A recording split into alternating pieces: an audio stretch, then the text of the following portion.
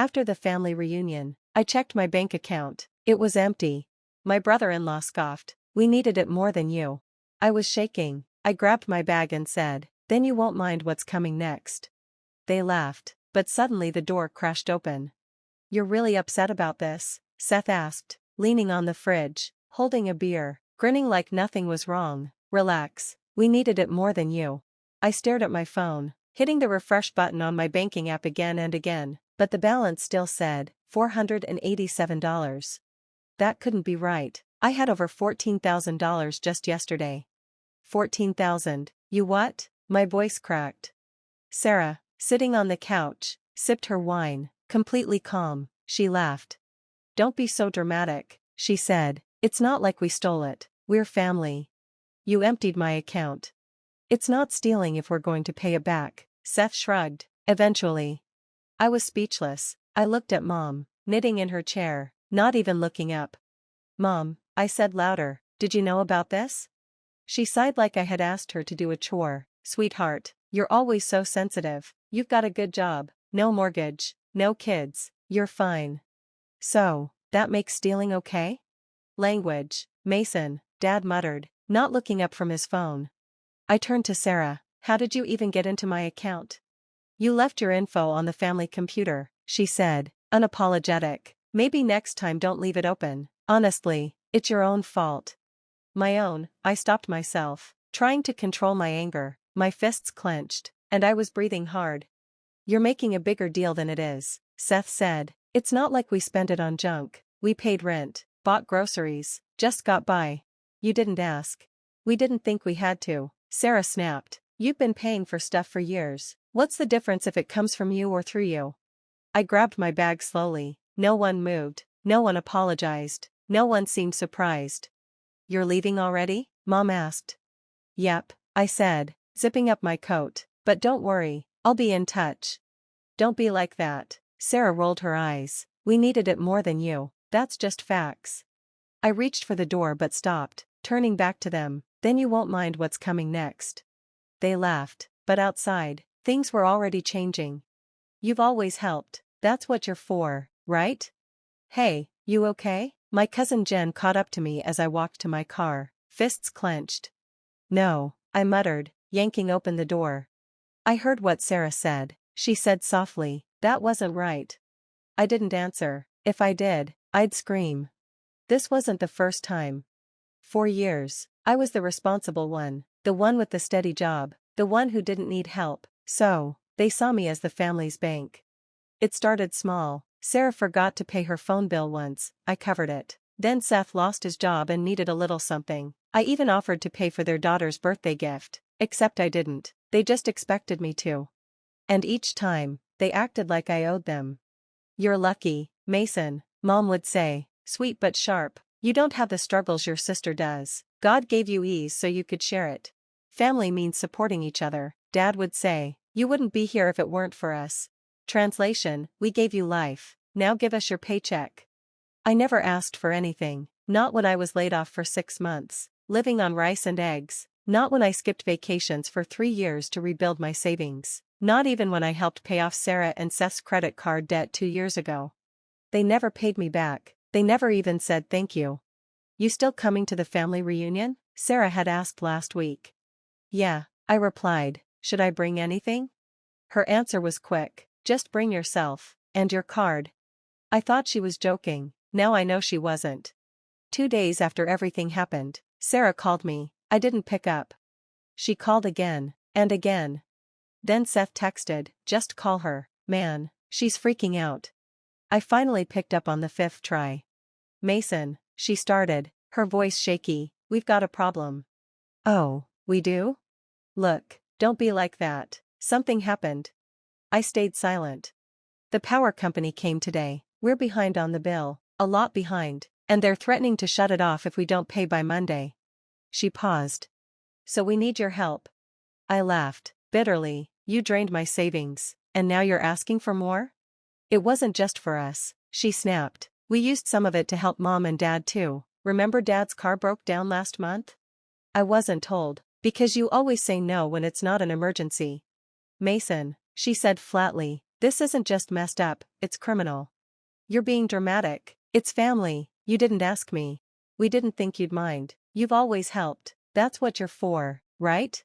There it was. That's what you're for. That night, I couldn't sleep. I replayed every moment of the past 5 years. The favors, the small transfers, the way Mom always said, "You're the strong one," the way Sarah rolled her eyes if I hesitated. They never saw me as a brother, a son, a person, just a resource. 3 days later, Mom called. "We need to talk." She didn't ask how I was. She didn't ask about my job. She didn't even ask about the missing money. "We're planning a family dinner, just us. Come over tonight." My stomach dropped. "What's this really about?" "Mason," she said, her voice low, "you've caused a lot of tension." I caused tension? Still, I went. Part of me wanted answers. The other part wanted to see if they'd even pretend to be sorry. They didn't. When I walked in, Sarah was already there, arms crossed. Seth sat beside her, looking bored. Mom was in the kitchen. Dad flipped through the mail like nothing had happened. "So," Sarah started as I sat down, "are we going to act like adults or what?" "Depends," I said. "You ready to confess to felony theft?" She scoffed. "God, you're so extra. It wasn't theft. It was family money. You always help. We needed it." Seth nodded. "You can spare it, so why the drama?" "I didn't give permission." "You didn't say no either." "Because I didn't know details," Sarah muttered. I turned to Mom. "And you're just okay with this?" She looked away. "We all agreed. You've always been the one who could handle it. No one even thought to ask. We trusted you." Dad chimed in. "Trusted you to do what's right." I stood up. "And what's right? Letting you steal from me while smiling to my face?" "Stop saying steal," Sarah shouted. "It was for the family." "Then you won't mind when the family deals with the consequences." "What does that mean?" Seth narrowed his eyes. I didn't answer. "Not yet. You don't get to cry now." When I stepped inside the house, everyone was already there. Mom was setting the table, clinking plates loudly. Dad sat on the couch, flipping channels like it was a normal night. Sarah stood by the window, arms folded. Seth lounged at the end of the table like he was about to watch TV, not face the consequences of draining someone's savings. "Well, look who showed up," Sarah said dryly. I dropped my bag near the door and sat down without saying anything. "Good," Seth grinned. "Maybe we can stop pretending you were robbed." "I was robbed." I sat down. Mom cleared her throat. "Mason, we know you're upset, but you have to understand, we were struggling. We didn't have any other options. Sarah and Seth, they were drowning." "And you," Dad added. "You've always been the stable one. We knew we could count on you." "You didn't ask," I said, voice cold. "You took. That's not family, that's theft." Sarah rolled her eyes. "You're being so dramatic. We didn't waste it. We used it where it mattered." "No." I reached into my bag, pulled out a printed spreadsheet, and slammed it on the table. $72 for makeup, $900 for takeout, $2,300 for your car loan. Seth didn't think I'd check. He leaned forward, face dark. "You went through our accounts?" "Oh, I did more than that." I opened my laptop. The screen lit up with a neat, color-coded breakdown of every charge and transfer. I filed a fraud report, and guess what? They got back to me. Sarah's eyes widened. "You didn't." "I did." "You called the police?" she shrieked. I turned to Mom. "Still think this is just a family thing?" "This is insane," Dad snapped. "You want to put your own sister in jail? You put yourself there." Then came the knock, 3 hard knocks on the door. Sarah went pale. Seth stood too fast. Mom gasped. Dad froze. "Open up," a voice shouted. "Financial Crimes Unit." Knock, knock, knock. Seth turned to me, voice low. "Mason, tell me you're not serious." I opened the door. 3 agents walked in, wearing jackets that said Financial Crimes Unit. One of them had a clipboard, another held a tablet, and the third was looking around the room. "Are you Mason Carver?" one of them asked. "Yes. Thank you for cooperating. We'll take it from here." Mom put her hand over her mouth. Sarah sat down in a chair, looking weak. Seth just stood there, shocked. One of the agents turned to them. "You're listed as people of interest in an open case involving financial fraud and identity theft." "Identity theft?" Mom gasped. "He's our son." The agent didn't blink. "Being family doesn't make illegal actions okay, ma'am." We didn't steal anything, Sarah shouted. We had a right to it, he always helped us. He always. Just because you think you're entitled to someone's money doesn't make it yours, another agent said calmly. Please stay seated. I just stood there and watched. For the first time, they didn't talk over me, they didn't mock me or laugh. Mom turned to me, her voice shaky and full of tears. Mason, please, we didn't mean to hurt you, we were just desperate. You've always been the strong one, you're the only one we could count on. I looked her in the eyes. You don't get to cry now. She started sobbing. Sarah couldn't speak. Seth looked like he wanted to run but stayed still, staring at the agent. You want to talk about what family is? I said, stepping forward. It's trust, it's respect, it's asking, not assuming, not stealing, not laughing while you drain my bank account. They didn't say anything. I grabbed my bag from the floor and turned to the lead agent. I'll be outside. They didn't stop me. You're free now, Mason, don't go back. I left the house in silence. No one chased me, no one called my name. For once, there was no guilt, no drama, no Sarah yelling at me with her usual, "How could you?" Just the cold night air and the sound of tires crunching behind me as the agents took them away, one by one.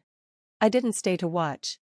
That night, I drove with no plan, past closed coffee shops and lit up gas stations, my phone buzzing in the passenger seat. I didn't answer a single call. I didn't want to hear excuses dressed as apologies.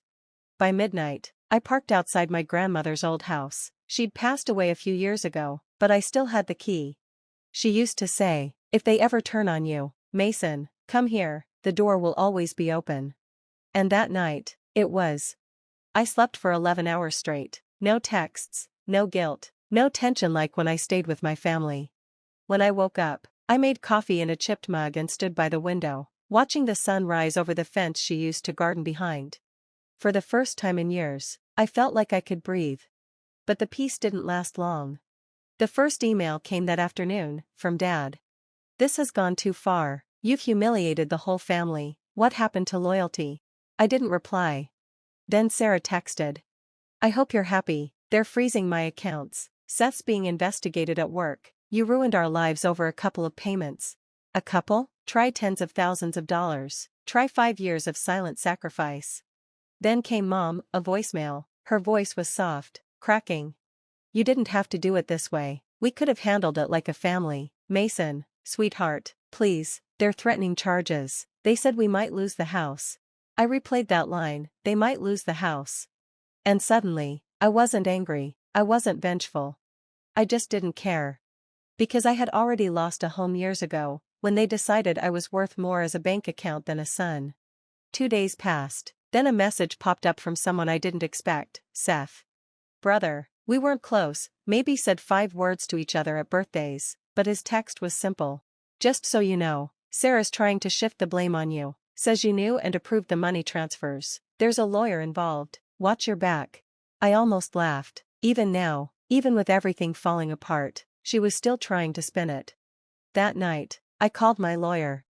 Send everything, I said, we're not just pressing charges, I want a restraining order too. But not every message was hostile. A week later, I got a short email from Kelly, Seth's sister. I know we haven't spoken in years, but I just wanted to say you were right, about all of it, about how they treat you, about how toxic it's gotten. I used to think you were just cold, now I think you were brave. I stared at her message for a long time. No one in my family had ever called me brave. One morning, my phone rang from an unknown number. I almost ignored it, but something told me to answer. Mason? The voice was small and rough. It was Sarah. I didn't say anything. She kept talking. Look, I know I messed up. I went too far. I didn't think it would go like this. Seth's been suspended. Mom won't stop crying. Dad won't even talk to me. And you. She paused. You always had the power to ruin everything, and you finally did.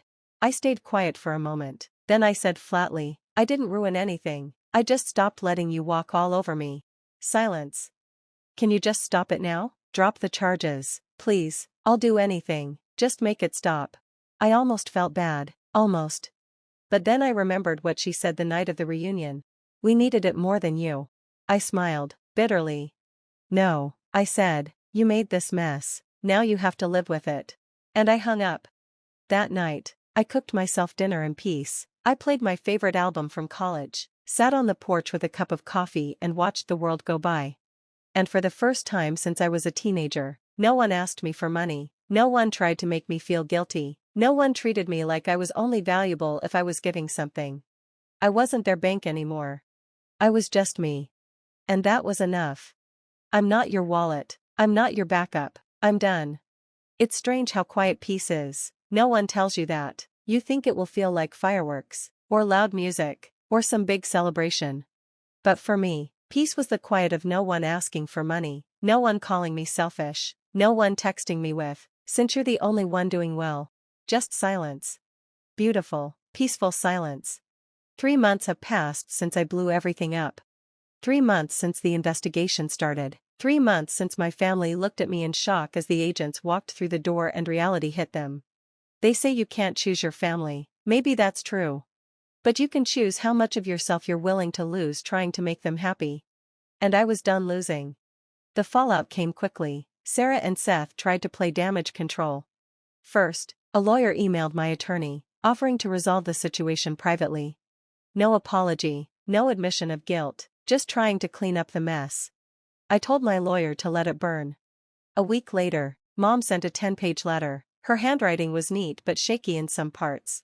She wrote about how things got out of hand, how they never meant to hurt me, how she hoped I could see the bigger picture. "We just assumed you'd always be there," she wrote. "That's what good sons do." That line stuck with me. Because it said everything. Not "we were wrong." Not "you didn't deserve this." Just "you were supposed to stay quiet and keep giving." I didn't reply, I didn't call. And for the first time in my life, I didn't feel guilty about it. I moved, new apartment, new state, no surprise visits from relatives, no more unexpected drop-ins from Sarah. I even changed my number. At work, my boss noticed how much more focused I was and offered me a promotion. I took it. It's funny how much better you do at work when you're not secretly dealing with your sister's car payments and your mom's overdue bills on the side. I sleep better now, I eat better, I breathe easier. Because I'm no longer carrying 4 people who refuse to say thank you. Then one morning, a letter came. No return address. Inside, a check for $1,200. And a handwritten note. I left him. "You were right, I was scared, but watching what you did gave me the courage to leave too. This is for everything you paid for, Ellie, the tablet, the rent, the clothes. I know Seth never thanked you, but I am. Thank you for showing me the way. Kelly." I read it twice, then I cried, not out of sadness or pain, but because, for the first time, someone in that family saw me, not as a bank, not as the one to blame, but as a person. People sometimes ask me, "Do you regret it?" And the answer is simple, no. I regret waiting so long. I regret all the sleepless nights, all the vacations I had to cancel, all the tight budgets while they ate out, shopped, and posted about family vibes on Instagram. I regret making myself small so they could feel big. I regret staying silent when I should have said, "You're crossing the line." But do I regret standing up for myself and burning it all down? Never. My therapist once asked, "Why did it take so long for you to say no?" I told her, "Because I thought saying no meant I didn't love them." She nodded and said, "Saying no is how you teach people to love you back." I've never forgotten that. A few days ago, I ran into someone from high school. She said, "Hey, I saw what happened with your family. That's wild." I expected judgment or pity, but instead, she smiled and said, "Good for you. Most people never get out." I thanked her, then walked away, feeling a little prouder. Sarah and Seth are still under investigation. Last I heard, Seth lost his job. Sarah's bank account is frozen. Mom's trying to save the house, and Dad's blaming others for the family falling apart. They still don't get it. I didn't break anything. I just stopped pretending it was still intact.